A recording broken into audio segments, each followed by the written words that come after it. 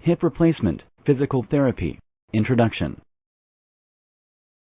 The risk of dislocating a new hip is the highest during the first 6 to 8 weeks after surgery.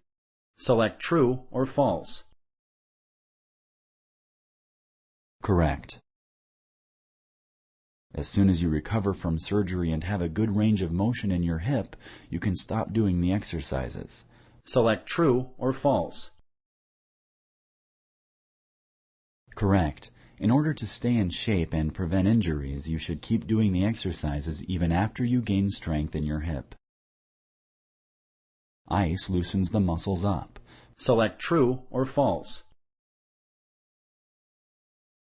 Correct. Ice helps to decrease pain and swelling. A bag of crushed ice may be used for 10 to 20 minutes. You should not bend over to put on your shoes, socks, or pants right after the surgery. Select true or false. Correct. You should avoid any action that bends the hip more than 90 degrees. Thank you for using Explain.